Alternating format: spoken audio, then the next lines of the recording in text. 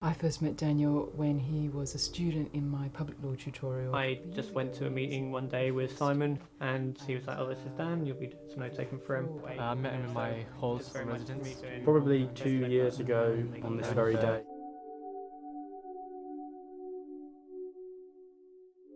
Daniel's done so much at university, and he's got such a presence on campus. Everybody knows who he is purely because of what he does. He's been in the student council as the disabled students representative. He's, as I said, been the president of the Disabled Students Union. He's very active within the law department. He's very active outside of university within the law community. He just does so much. It's incredible. He did a lot more than I ever did, and a lot more than most people ever did. Like he was on the student council, like he does the LAC, and what else does he do? He does mooting, and all kinds of things. And he's doing pro bono in the Law Society as well. And yeah, he just manages to find time for all of it, along with the law degree, which is just takes forever anyway. With everything that had been said about coming to the university, well done. This is a really good university and everything. It was quite inspiring, I guess, to see a student there who obviously you can recognise he will have challenges, and for him to be in that setting, I thought, wow, that's quite inspiring.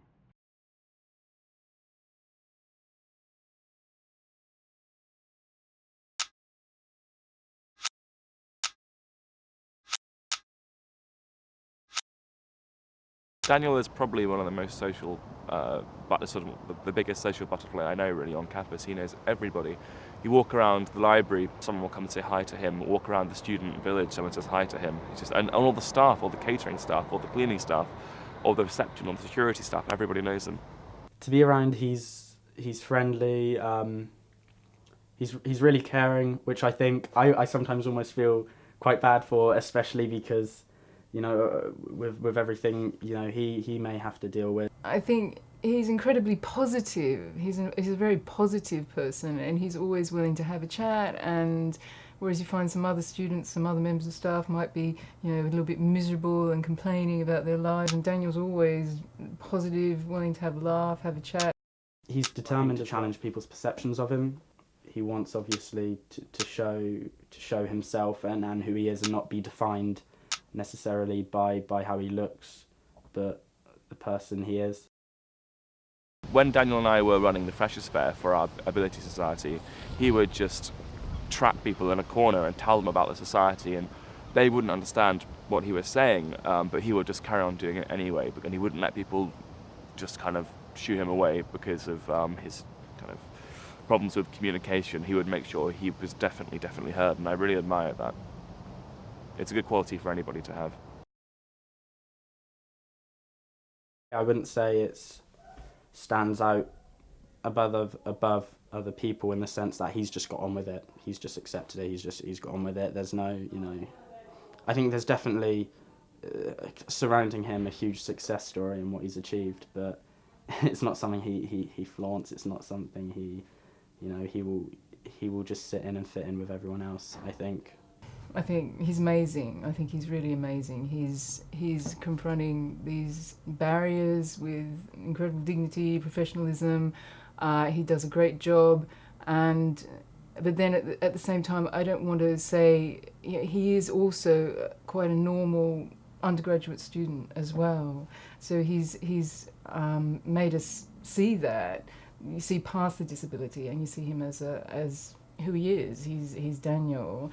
I don't see the disability anymore. I just see a person who is amazing. My disability is cerebral palsy. It's what is it?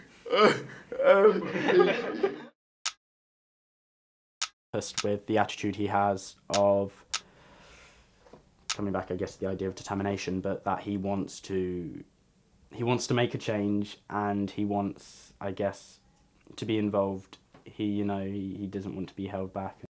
My main motto is, anybody can achieve anything with very basic skills and a lot of hard work. So anybody can achieve dreams. Although if you are a wheelchair user, I wouldn't recommend becoming a footballer. It's not gonna work.